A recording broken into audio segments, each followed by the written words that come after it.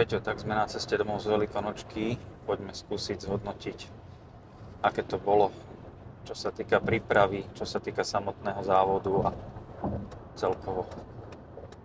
Závod bol v prvom rade asi veľmi rýchly, že to také aj cesta tam, aj cesta späť v podstate boli že super rýchle, čo sa mi páčilo, že sme sa nemuseli dlho trápiť na mori, aj keď to nebolo bez trápenia. To je také, že za mňa overall. No čo sa týka príprav? Čo sa týka príprav, môžem začať ja. Tak, povedz. Roky predtým sme mávali prípravy trošku viac, lebo sme zvykli byť už týždeň pred Veľkonočkou na vode. Robil som krátke genakrové kurzy, také štvordňové. No a počas toho týždňa sme v podstate už mali požičanú našu vylosovanú loď, takže sme už týždeň na tej lodi mohli sedieť, mohli ju kormidlovať, mohli si ju testovať, ako nám pláva. A tá príprava je za mňa veľmi dôležitá, pretože po celej zime, keď tí pretekári prídu na more ako na prvý pretek na Veľkonočku, tak sme v podstate všetci takí skostnateli, tvrdí a potrebujeme sa rozjazdiť. No a za mňa je veľkou výhodou, keď už naskočíme rozjazdení na loď, keď už s tou loďou aspoň 2, 3, 4 dní pojazdíme, a ako keď jednoducho naskočíme v sobotu večer na loď a prvýkrát sa chytáme kormidla cez štart. Ono sa to nezdá, hej, ale už aj tie 2 dni sú akože extrémne dôležité, nielen čo sa týka kormidla, zladenia, nejakých manévrov.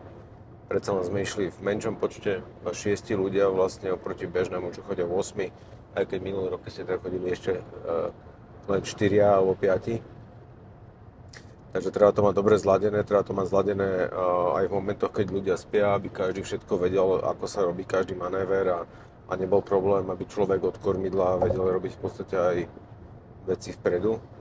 No a tie 2 dni akože ukázali, síce sme neplávali veľa, to bolo každý deň, alebo tie 2 dni každý deň po pár hodín, ale tých pár hodín nám ukázalo, čo všetko na tej lodi musíme chystať, skontrolovať lana, výťahy, plachty, nastaviť si tú loď tak, aby nám podľa toho nášho citu a chuti plávala dobre, aby bola vyvážená, tak proste s tým je strašne veľa roboty, ktorú proste treba robiť počas tých príprav.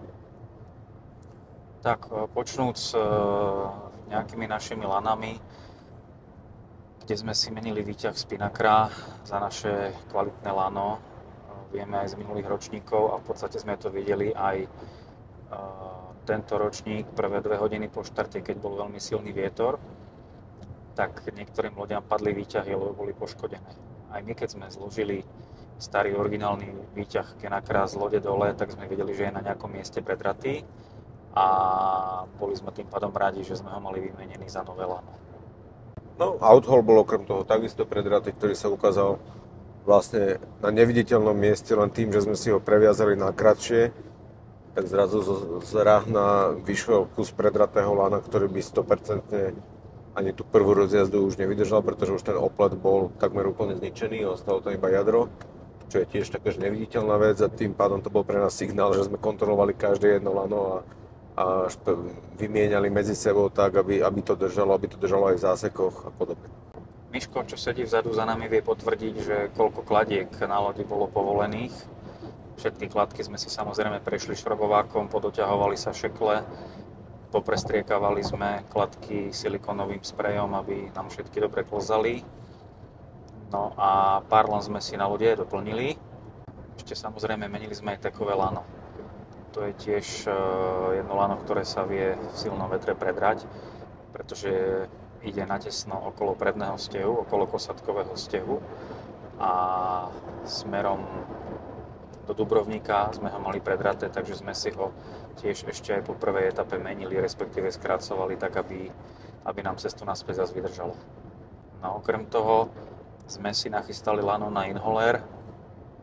Na týchto bavarkách je vidieť, že spodok plachty, spodok osadky je kusoček vyosený oproti trímu, ktorý by mal fungovať dobre, dokonale. Spodný špión nám obyčajne na tej kosatke nehral, takže tým inholerom jednak sme si doladili trím na na všetkých troch špiónov posádky a samozrejme tým inhalerom vieme doceliť aj to, že nám loďou maličko viac vie stúpať proti vetru. Dôležitou prípravou je aj otestovať si všetky stopery na lodi. Vieme, že nielen na týchto lodiach, ale aj na iných lodiach, aj na športových lodiach sa veľakrát deje, že stopery nedržia dobre. Rovnako to bolo u nás na našej lodi, takže v rámci možností sme si lana, ktoré potrebovali byť najpevnejšie, ako je outhole, kicking, tak tie sme si poprehadzovali do takých stoperov, ktoré nám najlepšie držali. A lana, ktoré v podstate neboli potrebné, ako je napríklad do penatu sme napríklad nepotrebovali mať v klavíri, lebo to nie je lano, ktoré potrebujeme na preteky, takže lano stopenanty sme si vyviazali iba na sťažní, aby sa nám jedna pozícia na klavíri vlastne uvoľnila na iné lana, ktoré sme potrebovali niekde umiestniť.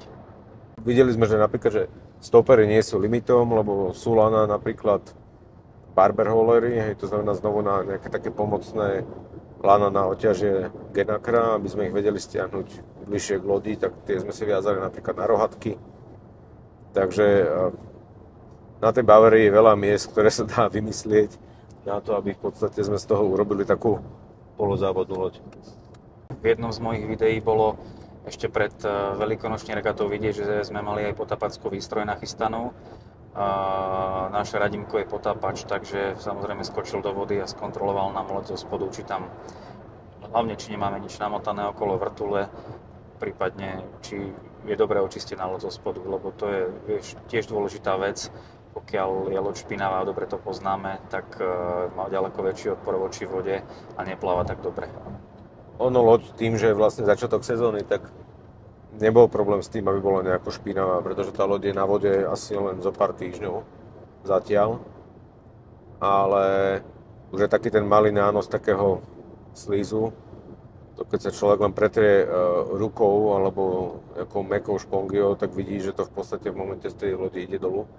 A na tých kľúčových miestach je dôležité to očistiť, pretože tá loď potom ide rýchlejšie, tá voda odteká lepšie a v podstate pomôže to. Tak je to také, že treba sa proste do toho ponoriť a prehľadkať tú loď a skontrolovať každý jeden detail. Peťo, ako sme sa nachystali na počasie a na to, že kade budeme plávať? No tak to je ďalšia súčasť príprav, že nie je to len o tej technickej stránke, ale aj o tom, aby sme si povedali, čo je pre nás dôležité, lebo je to pretek na 150 míl, takže je to v podstate na deň a viac, bežne. Teraz sa nám podarila prvá etapa, tuším, že pod 24 hodín, druhá niečo nad. A je potrebné si poriadne naštudovať, lebo tá trasa je relatívne voľná, tak je potrebné si dobre pozrieť na to, kde bude fúkať, ako vyzerajú predpovede. V Chorvátsku používame asi 6 predpovedných modelov, väčšinou sa operáme o také 2 alebo 3, ktoré najčastejšie používame, to je ECMVF, chorvátsky Aladín a Icon, európsky model s vysokým rozlíšením. Tak od tejto modely, keď sa pozeráme, tak sledujeme vlastne, ako sa vyvíja počasie už posledné 2-3 dní pred štartom na jednotlivých meteorologických staniciach v našom okolí, ktorá predpoveď teda funguje, či sedí a zmeny. Sledujeme každé vydanie novej predpovede, každých pár hodín, ako sa tá predpoveď mení. To je asi taká, že za každým niekto príde s telefónom, že aha, už sa to takto niekom posunulo a sledujeme teda, že ktorý z tých modelov je najlepší. No a podľa toho si potom počítame trasu, kadiaľ pôjdeme, lebo jachting nie je o tom, že dostať sa z bodu A do bodu B je priama čiara najrýchlejšie, ale väčšinou to je o tom, že hľadáme viac vetra a viac bočného a zadného vetra, čo nám v podstate umožní, že vieme ísť rýchlejšie a priamejšie. Takže snažíme sa ísť tam, kde bude vietor, kde bude dobrý a prázdnivý vietor. Je to odhadok, samozrejme, nie je to 100%. Koniec koncov je to vidieť v podstate na mnohých lodiach, ktoré sa niekde zaseknú. Aj nám sa to podarilo. Ale to počasie a to sledovanie toho počasia je veľmi dôležité. Tak, no a čo búrky? Tie nájdeme v predpovedi? No, búrky v predpovedi takto nájdeme, ale tam nájdeme predpokladaný výskyt búrok na nejakom území. To, či tá naozaj búrka vznikne, a či vznikne vlastne v tej atmosfére dostatok v podstate tej kapacity, aby vznikla búrka, aby sa začalo pršať, aby začalo odtiaľ viac fúkať, tak je väčšinou, pokiaľ nemáme frontálne systémy, tak ako to ťažko vypočítateľné. Čiže tie búrky v predpovedných modeloch na vietor nenájdeme. Nájdeme ich v predpovedi počasia, ale v predpovednom modeli na vývoj vetra búrky nebudú. Takže tie musíme my nájsť v meteorologickom radari, čo teda nie je predpovedný model, ale radar nám ukazuje aktuálnu situáciu, aká je nad nami, respektíve za poslednú pol hodinu. A z toho sa dá vyredukovať, že teda tá búrka, ktorá tam niekde aktuálne je, že ktorým smerom sa bude ďalej pohybovať. No a to sa nám udialo v druhej etape, že sme sa rozhodovali, či ísť ponad alebo popod Korčulu. No a my sme sa pustili popod Korčulu, tam sme zastali bez vetrí. Očakávali sme, že aj lode, ktoré pôjdu ponad Korčulu, teda Triskou, že tiež zastanú bez vetrí, akurát to sa neudialo. A v podstate oni išli priamo čiarou, bez zastávky a v cieli nám urobili takmer 20 míl náskoku. Teraz, takže takto vlastne vieme, že aké cca počasie bude, alebo aké aktuálne aj na mori je. No a čo s tým ďalej teda? No a Peťo ešte používa program Squid. Program Squid nakrmíme údajmi z lode, to znamená, že tabuľkou, ktorej sú zaznačené rýchlosti vetra, smery vetra, rýchlosti lode. A okrem toho do programu natiahneme aj predpovedné modely a na základe toho nám ten program dokáže vyrátať na základe predpovede vetra, ktorá trasa by mala byť najrýchlejšia do cieľa.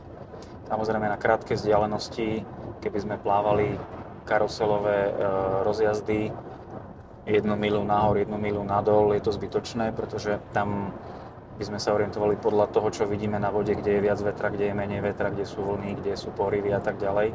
Ale keď ideme na tieto dlhé trasy, dajme tomu tých 150 mil, čo je 300 km, tak na tejto vzdialenosti, dajme tomu, z jednej strany ostrova môže vietor stáť, z druhej strany ostrova môže byť vietor silnejší, takže na základe tohto nám dokáže program vyrátať teoreticky najrýchlejšiu trasu do cieľa. Tak, no stále je to bohužiaľ odhad. Takže nedá sa na to úplne spoliehať, to neznamená, že takto nám nakreslí a takto musíme ísť, musíme sledovať do toho tie už lokálne zmeny, o to, či to vychádza alebo nevychádza, či sa tá predpoveď nemení, takže je to kontinuálna práca s tým. Počas preteku to v podstate pravidelne prerátavame vždy, keď vyjdú nové predpovedné modely, ale zároveň aj s našim posunom na trati, keď sa niekde dostaneme a prichádzame k ďalšiemu rozhodnutiu, že ako ísť ďalej, tak si týmto pomáhame. Ale nie je to o tom, že Squid nám nakreslí čiaru alebo akýkoľvek iný program. Teraz sme bežali na Squide. Že nám nakreslí čiaru a tadiaľ pôjdeme, lebo proste musíme sa prispôsobovať tomu reálnemu vývoju. Tá predpoveď nie je nikdy 100%. A hlavne teda v porivových vetroch to môžu byť, alebo v prípade búrok, tie skutočné vetry môžu byť veľmi odlišné. No, tak už sme vedeli cca, kam chceme plávať a ako chceme plávať smerom do Dubrovníka. Čo, Miško, smerom na štart? Tak prvý štart, respektíve štart prvej rozjazdy nám bohvie ako nevyšiel. Bol to silný vietor porivový, bora fúkala, okolo 25 do 30 uzlov v nárazoch. No a mali sme po štarte otočiť jeden maličký ostrovček pravobokom a už potom to bola v podstate voľná trasa až do prejazdnej brány ku Korčuli a následne potom cieľ tesne pred Dubrovníkom. Bol to relatívne dramatický štart, veľa vetra, nebolo jednoduché podoťahovať plachty, keď už boli plachty dotiahnuté, bolo treba vypúšťať hlavne hlavnú plachtu v porivoch. No a chvíľu po štarte sme sa len natesno vyhli jednej z lodí, kde sme nedostatočne vypustili plachty a jednoducho loď ma tlačila do návetria. Bolo šťastie, že sa nám podarilo vyhnúť. No a ako náhle sme otočili na veterný ostrov, tak sme sa pustili dole vetrom o preteky. Pred nami bolo asi 18 alebo 19 lodí. Niektoré z nich mierili popri pobreží, tie, ktoré nešli s Genakrom, tie, ktoré vybrali Genaker, tak sa pustili smerom na juh k Žírie. My sme boli dohodnutí, že pokiaľ budú ťahať ostatné lode Genaker, že ho samozrejme vyberieme aj my. Takže po otočke sme sa na seba len usmiali a šiel balón hore. No a bolo dôležité, aby sme prvé 2 hodiny neroztrhali Genaker, pretože na takejto dlhej trase, keby sme hneď na začiatku potrhali plachty, tak v podstate sme skončili celý závod. Takže našou prioritou bolo ten balón nepotrhať. Je to vždy veľká dilema, lebo nevyberieme Genaker, tie najlepší nám ujdu. Vyberieme Genaker a je riziko, že ho potrháme. Našťastie to u nás dobre dopadlo. Niektorí zo súperov potrhali balóny, takže v podstate sa pripravili o nejaký dobrý výsledok v prvej rozjazde.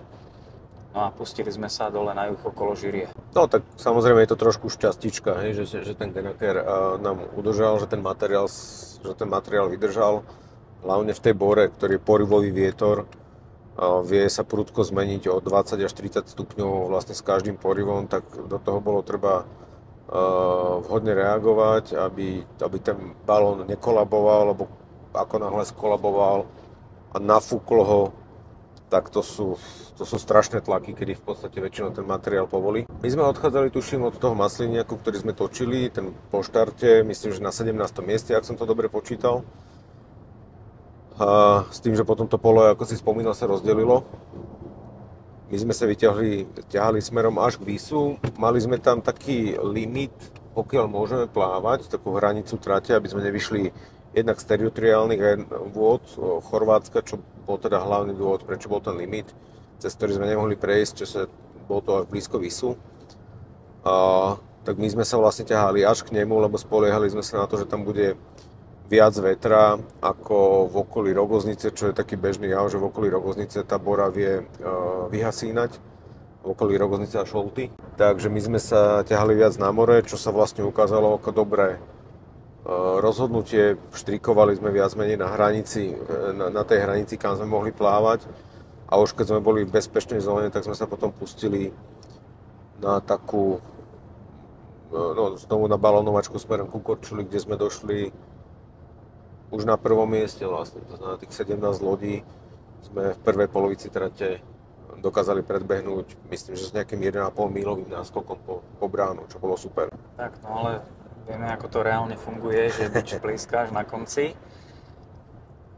Dostali sme sa pod Korčulu, čo už bolo v noci a tam sme vedeli, že nás bude čakať bezvetrie. Takže postupne za nami poprichádzali do toho bezvetria aj ostatné lode. No a ak sa niekto pozrel na trekking veľkonočnej regaty, tak videl medzi Korčulou a Lastovom rozsypanú rýžu na mori. Loďky boli otočené všetkými smermi, jednoducho nefúkalo. No a to bol moment, ktorý vedeli využiť tí závodníci alebo tí pretekári, ktorí išli zozadu, pretože pred sebou videli na trekkingu vlastne, kde všade lode stoja a kde sa ako tak hýbu. Čo bolo pre nás samozrejme nevýhodou, lebo keď sme tam vbehli prví a hlavne bolo to v noci, to znamená, že už nevidíte ani porivy na vode a válime si to niekoľkými uzlami, pomaly 20 uzlovom vetre. V priebehu minúty zastavíme a nič, a ticho. Plachty spadnú, začneme sa hojdať a stojíme a pribehne ďalšia loď. Akoby z toho varpového pohonu tam proste takto dobiehali tie v noci tie svetielka. Nastane frustrácia,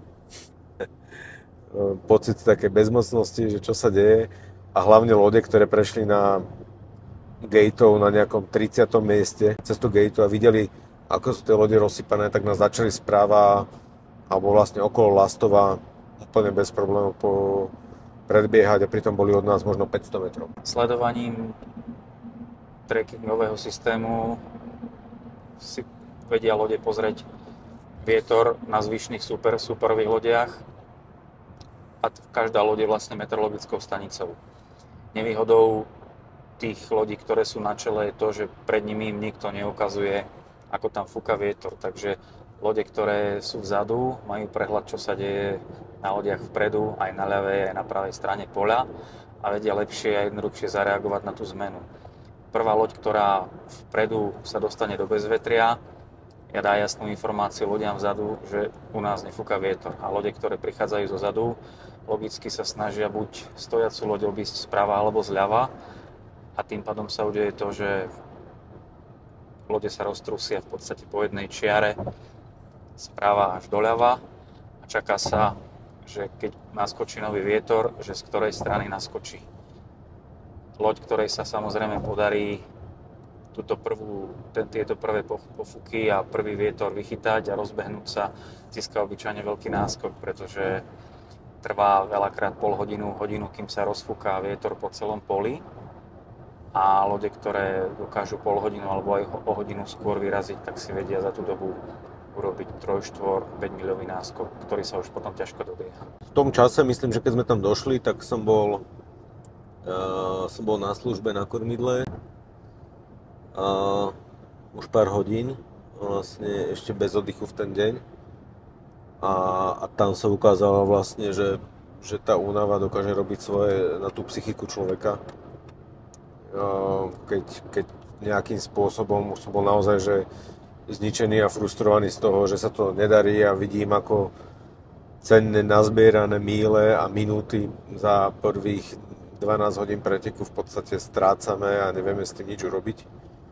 Tak našťastie vtedy prišiel odpočinutý aj Tomáš, ktorý zobral kormidlo spolu s Miškom. V podstate hľadali potom tie drobné zmeny vo vetre cez trekking na ostatných lodiach. A ja som si išiel pekne láhnuť. A už keď som si láhol, takmer okamžite zaspal. A vyšiel som hore a videl som, čo urobili, že oni z tej skupiny 40 lodí dokázali malej skupinke 6-7 lodí výjsť z toho ničoho a ostatní ešte stále stáli a pritom my sme už valili na plachtách. To bol úžasný pocit. Bolo vidieť, že jedna z lodí, ktoré prichádza do bezvetria, sa pustila čo najjužnejšie a rozhodli sa, že vyskúšajú, či nebude nejaký slabý vietor fúkať na severe ostrova Lastovo. Bolo vidieť v tom trekovacom systéme, že sa hýbu 4,4 uzla, takže to bola pre nás jasná informácia, že potrebujeme sa aj my dostať dole smerom na juh, čiže k severnej časti Lastova. Trvalo to nejakú dobu, pretože loď sme mali takmer bez pohybu, ale tým, že sme v podstate zakapali v bezvetrí relatívne blízko Lastova, tak nám netrvalo dlho dostať sa dole k tomu Lastovu a tam nás už pofúk potiahol, kde sme, myslím, 7 alebo 8 ľudí sme sa dostali už potom do stabilného vetra a zvyšok rozjazdy to už potom bola stopačka, respektíve predobočák a už to bol šprint do cieľa. Tam už bolo ťažké vymýšľať, či sa pôjde na balóne doprava alebo doľava. Tam už išlo o to, aby posádky jednotlivé dokázali tú loď nastaviť do čo najväčšej rýchlosti a byť prvý v cieli. Tak no, ešte aj z tej skupinky sme vyšli, ako myslím, že na tej zadnej časti tej skupinky a tých posledných, neviem, to je 30 míl možno okolo toho mlietu, ani nie, asi viac, možno 40 míl. Bolo o tom, že proste ísť s dokonalým trimom, ideálnou trasou, konštantnou rýchlosťou, čo bolo vyslovene stíhací pretek a už sme pozerali, ako dokážeme jednu loď za druhou postupne dobiehať a predbiehať a tlačiť sa viac dopredu. Potrebovali sme ešte pár míl asi na to, aby sme predbehli všetky, ale aj tak z toho, kde sme boli v tej jame ničoho a stratili tam svoju pozíciu, tak nakoniec to dopadlo skvele. Aj keď to nebolo ešte zadarmo, pretože pred Dubrovnikom začala klasická naháňačka bez vetrí a v porivoch a v prúdoch. Čo, Miško? Tak pred Dubrovnikom vlastne zoslabol vietor a bolo vidieť na vode, že medzi pobrežím a ostrovom Koločep voda vrie, čiže tam ešte vyfúkoval z pobrežia vietor. Na druhej strane na mori sa formovala búrka a bolo jasné, že pokiaľ bude pršať, alebo teda pršalo, bolo vidieť, že vypadávajú zrážky, tak bolo jasné, že fúka vietor aj smerom z vody z mora na pobrežie a teraz len bola otázka, že ktorý z tých vetrov bude silnejší, či to bude tá jemná bora, ktorá vyfúkovala z pobrežia, alebo ju prebije vietor z búrky, ktorá bola na vode na mori. Nakoniec tá bora samozrejme bola silnejšia, ona sa postupne rozbehla po celej ploche, ale my sme tam boli v momente, keď sme potrebovali povychytávať tie prvé porivy bory a v druhej posadke sa to podarilo samozrejme urobiť lepšie, takže nám urobili v cieli asi 10 minút. Ale tak sme boli radi, že sme sa z toho koločepu vyhrabali a podarilo sa nám takisto dojsť do cieľa na výbornej druhej pozícii, čo sme spokojní. Na posledných 10 minút to bolo v 30 uzlových porivoch, takže sme radi, že sme boli rýchlo v cieli. Ostatné posádky si to užili ešte ďalšie 2 hodiny tú boru. Samozrejme, do Dubrovníka sme prišli pomerne skoro a čakali nás tam v podstate 2 celé dní, ktoré sme mohli využiť na prípravu na ďalšiu rozjazdu. Nemusíme si klamať, ten prvý deň sme využili trošku aj na oslavu druhého miesta, ale hneď sme si spísali vlastne zoznam jednak našich už súperov do ďalšej rozjazdy, lebo vedeli sme, že našli sme si v prvej desiatky, vytipovali takých, ktorí išli dobre aj do prvej prejazdnej brány a zároveň sa im podarilo zapísať dobrý výsledok, to znamená takých, ktorí sme vedeli povedať, že sú naši súperi, plus samozrejme prvé 3-4 miesta. A potom sme sa vlastne pustili do takých drobných oprav. Našťastie sme mali naozaj, že celú regatu akože veľa šťastia a nemuseli sme toho veľa opravovať alebo riešiť, lebo to boli drobnosti. Jedna kladka, tuším, odišla, ktorú sme opravovali ešte počas plavby, tak sme to potom len dávali dokopy. A pre istotu sme prekontrolovali veci, to isté ako pred prvou rozjazdou. No a pustili sme sa vlastne do príprav na plán plavby pre druhú rozjazdu. Ja ešte spomeniem, že samozrejmosťou je skontrolovať si aj všetky lana, vejičku na vrchu sťažňa, čo sme urobili aj pred prvým štartom. Urobili sme to rovnako aj pred druhým štartom. Bolo treba pozrieť všetky výťahy, či neboli predraté na vrchu sťažňa, či nám vejička dobre drží. V prvej rozjazde sme mali trošku problém s vejičkou, že nebola premazaná, mali sme ten ťažší model. To znamená, že v slabom vetre bola hodne lenivá, alebo stála úplne. Takže sa nám v tom bezvetri ťažko orientovalo. No ale pomohli sme si jemnými igelitovými fúzikmi, ktoré sme si prilepili na bočné vanty, aby sme videli, že keď začína vietor, z ktorej strany sú tie prvé najmenšie porivy vetra, alebo nie porivy, ale pofúky. Pred druhou rozjazdou tekové lano myslím, že sme menili. Všetko ostatné myslím bolo v poriadku. No, myslím, že jedna kladka ešte sa rozletela, ale podarilo sa nám ju opraviť a vymeniť. Takže respektíve vymenili sme ju počas plavby a potom sme ju opravili a dali do nového stavu po tej samotnej rozjazde. No a čo druhý štart, Peťo? No, druhý štart bol zaujímavý, lebo fúkala ešte bora, štartovalo sa od Dubrovníku, takže štart bol na zaďák, alebo taký zadobočák. Tam sa rozhodcovia kvôli bezpečnosti, aby sa lode nepozrážali, aby mali lepšiu manevrovaciu schopnosť na štarte, rozhodli, že prvých 10 minút nebudeme môcť používať Genaker. To znamená, Genakre mohli ísť hore až na výzvu rozhodcu v čase 10 minút po štarte.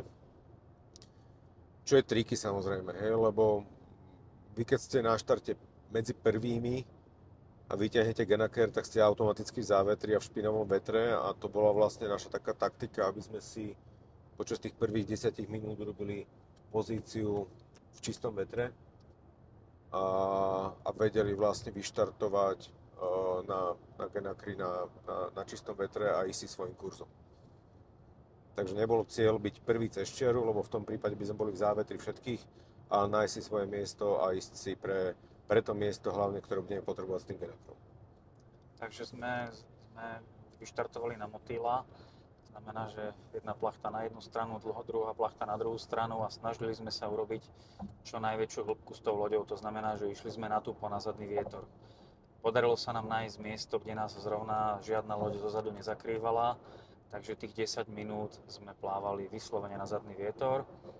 No a prišiel moment, keď boli povolené Genakre a tým pádom bolo relatívne jednoduché vytiahnuť balón a vydať sa na vodu s tým, že nás žiadna loď nezakrývala.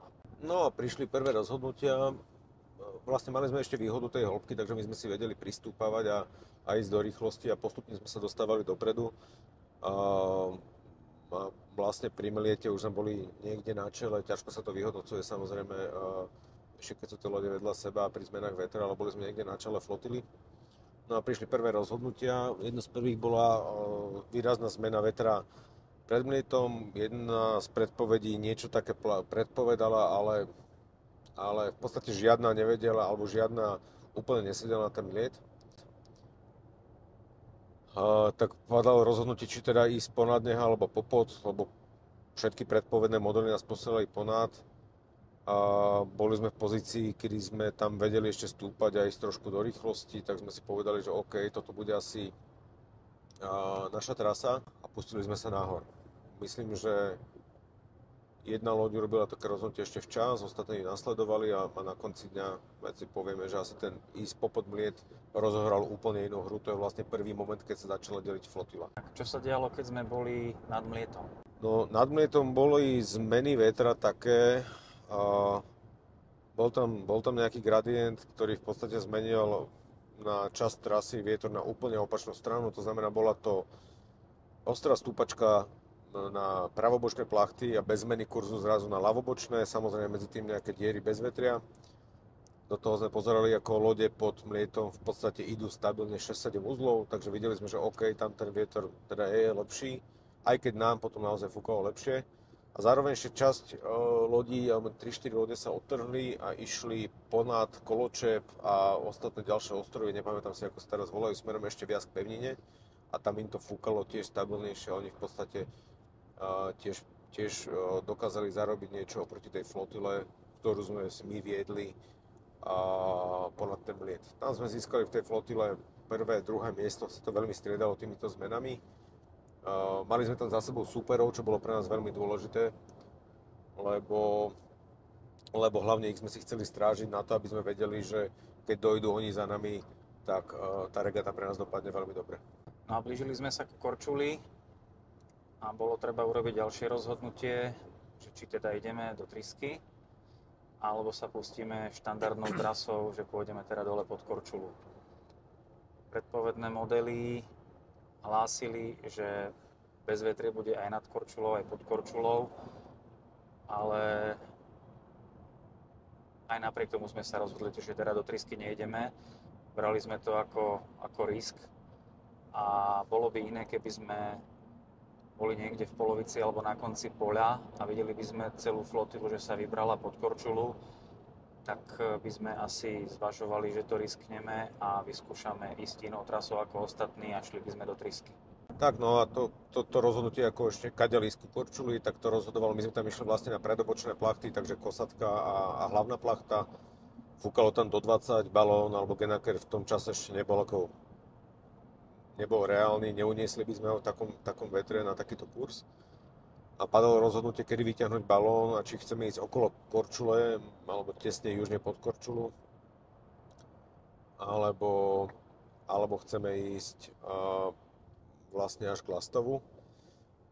Tá predpoveď bola relatívne vyrovnaná pre južnú aj severnú stranu toho kanála. My sme si povedali, že tým, že sa vietor ešte mal stáčať viac do prava, alebo viac teda na východ, že nás to bude vyťahovať, tak pôjdeme viac z tej Korčuly a bude to kratšia a efektívnejšia trasa. Čo zo začiatku celkom vychádzalo až do momentu, kedy sme opäť ako líder flotily našli bezvetrie. Ja vnímam, že tam v podstate sme sa na tom dohodli, že ešte pred Korčulou sme urobili chybu, kde sme sa mali skôr pustiť na balóne nadol, na juh. My sme v podstate s loďou na základnom oplachtení prišli až ku Korčuli a až keď sme boli tesne pri Korčuli, sme vybrali balón a popri Korčuli sme plávali juhom, v podstate južnou stranou Korčule. Martin Pospíšil to urobil vynikajúco, že balón vytiahli možno o 20 minút skôr Jednak si skrátili trasu a samozrejme tým, že boli na balóne ostrejší, mali aj väčšiu rýchlosť. Takže tam nás krásne dobehli. No a dokázali aj s tým balónom a streamom lode dokázať pracovať tak, že dokázali ísť relatívne veľkú hĺbku bez toho, aby urobili veľa háls, veľa križovania, čo nás celkom znervozňovalo. Až samozrejme sme sa dostali do momentu, kde pod Korčulou vyplo vietor. No, nám ho vyplo a teraz triskáčom, ktorí sa vydali medzi Peliešac a Korčulu, to nevyplo, takže presne opačne ako sme očakávali. A znovu so slzami v očiach sme sledovali, ako nás časť flotily práve cez tú trisku predbieha. A tam síce neboli naši súperi, tí boli pri nás, ale na konci dňa sme zistili, že ten zoznam súperov sme si urobili príliš krátky. Lebo ten rozdiel, čo nám urobili a koľko lodí tam ušlo, tak nás to vyposúvalo v tom celkovom poradí hodne dozadu. Kde je tam vlastne, myslím, že tlupa skoro 10 lodí, ktoré prešla cez trisku vlastne úplne s bezpečím a v pohode proste predbehli všetky ostatné lode, ktoré sa viezli s nami. My sme potom Korčulu zastali v tom strede, videli sme, že lode na juhu od nás idú, na sever od nás idú. Nakoniec padlo dobré rozhodnutie pustiť sa viac k severu, kde to bolo lepšie a celkom ešte v normálnej časti flotily sme sa dostali vopred. Akurát naši súperi, ktorých sme mali vytipovaných, tak už boli pred nami. A nie úplne málo, bolo to mílu, dve, tuším, neviem, či 3 míle niektorí. Takže mali sme znova, vietor sa rozfúčal z predoboku a opäť stíhacia jazda a náhaňanie v podstate našich súperov. Keď sa nám podarilo dostať z tiene Korčule, lode, ktoré išli cez trisku, už mali 20 miliónový náskok a lode z našej skupiny, ktoré išli pod Korčulou, tak tí lídri boli pred nami 2-3 míle. Niektorí možno až 4. Takže sme videli, že sme v podstate stratili predné pozície, ale na druhej strane, ako sme už viackrát povedali, bič plieska až na konci. Bolo potrebné sa nevzdať, pokračovať ďalej a jednoducho tie pozície sa skúsiť získať naspäť. Smerom ku Hvaru sme časť trasy absolvovali na základnom oplachtení. Pri Hvare alebo pri Paklených ostrovoch sme maličko odpadli a išli sme ďalej na balón, čo nám pomohlo a zároveň sme tým kurzom sa vyhli blízkemu kontaktu s Rogoznicou, lebo ako vieme, keď fúka bora, tak tesne pod Rogoznicou je závetrie a lode, ktoré v podstate vplávali tesne k Rogoznici, tak keď nezastali, tak minimálne spomalili.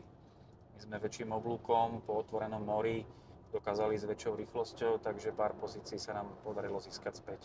Zaujímavý bol aj záver.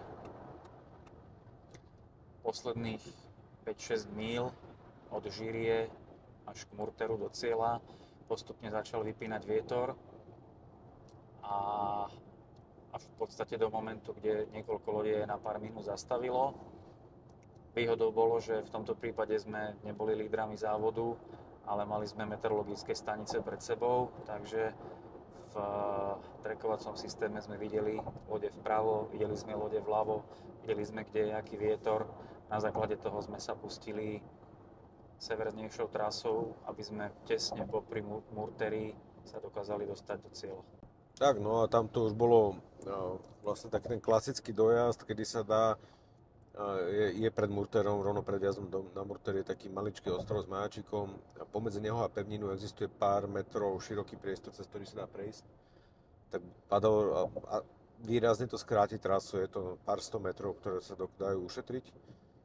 A hlavne v tesných súbojoch to je veľmi dôležité, tak my sme teda rozmýšľali, že čo, naši súperi boli míľu pred nami, postupne sa nám ich darilo dobiehať a oni sa teda pustili touto skratkou. My sme to nechceli riskovať, lebo keby nám tam vypne vietor, tak sme v riziku toho, že alebo ten vietor bol vypnutý a kebyže ho nedostaneme dostatok už vôbec, tak sme v riziku, že po 150 mílach musíme 500 metrov pred cieľom štartovať motor a tým pádom získať značnú penalizáciu, aby sme sa vedeli pohnúť bez vetria a nenarazili na pevninu. No a naši súperi sa vybrali tady, ale my sme sa vybrali vonkajškom, už sme sa dostali pred nich, my sme dostali skôr poriv vetra, ktorý sa znovu začal naťahovať a už to bol slušný, solidný 6, 7, 8 uzlový vietor. A keď oni vyšli spoza toho ostrova, tak to bolo asi tak, že vlastne išli na opačných plachtách. A jednu loď sme mali v kolíznom kurze a druhú mali hneď v závese za sebou asi o jednu trošku lode. A čo nám sa podarilo, teda na poslednú chvíľu skvelé rozhodnutie je odpadnúť trošku. Išli sme na meter od tej prvej lode a v momente, keď sme ju podplávali, tak sme sa otočili, aby sme si ich dostali vlastne pod kontrolu a hlavne nášho kľúčového supera, ktorý bol druhý. Vtedy sme ešte netušili, že aj ten prvý bol náš super, lebo sme si pomýlili čísla. A dostali sme obe lode vlastne pod kontrolu a už posledných 500 metrov do cieľa nastal malý match racing, obratová vojna taká. To sa ti páčilo, Miško? Tak. No a zaujímavé je, že po 150 míľach, po 24 alebo 26 hodinovom závode sa stretávaš so supermi v podstate na dĺžku lode pred cieľom. Takže tam bolo vidieť, alebo sme si teda uvedomili, že každý ten moment, hlavne počas noci, keď sme všetci boli unavení, bolo treba urobiť maximum, pretože v tom cieli sa ráta každý meter, ktorý potom vie rozhodnúť. A samozrejme, patrilo by sa zagratulovať Juke Sadkovej, ktorá urobila neskutočný výkon s rizikom, alebo teda možno, že s vlastným rozhodnutím, ale v každom prípade s veľkým odhodlaním sa pustili do trysky a išli stíhacou jazdou až do cieľa a urobili fantastické prvé miesto vo výsledku. No, je to brutálne, ako im to vyšlo, aký náskok si dokázali urobiť. V podstate dali nám triedové rozdiely. Za mňa, mne sa najviac páčila teda Michala Konopčíka, ktorý v podstate nešiel s flotilou všetkých nadmeliet, ale išiel popod. Urobil nám absolútne triedový rozdiel. V podstate všetky tie bezvetria, ktoré my sme mali, tak on stihol prejsť úplne bez problému na tom trekkingu. To bolo akože pre nás pozerať, že šialené, lebo to bolo neviem či 20 míľ, alebo koľko dokázal urobiť. Proste on žiadne bezvetrie nemal. Skvelé naplánovaná trasa, skvelá jazda a išli úplne super. Takže to boli také, že pre mňa tie svetlé momenty. Je pekné presne, ako si povedal, že tie drobné chyby, minúta stratená, jedna padnutá halza, jeden padnutý genaker pri halze alebo niečo, posuniete to o 10 metrov dozadu a už by sme mali úplne inú pozíciu v cieli a stratili by sme 2 body proste na tom poslednom súboji. Takže sú to detaily, netreba sa opúšťať hlavne a ďakujeme všetkým za podporu z domu, ktorí ste nás sledovali, lebo chodilo nám strašne veľa správ, SMS-iek každému a veľmi to pomáha tá podpora, keď nám fandíte a keď nás pozdravujete, takže díky moc aj za to. Tak, ďakujeme aj všetkým súperom, lebo bez nich by tá Veľkonočka nebola zaujímavou. Organizátorom, ktorí pripravili výborné preteky, no a tešíme sa na budúci ročník.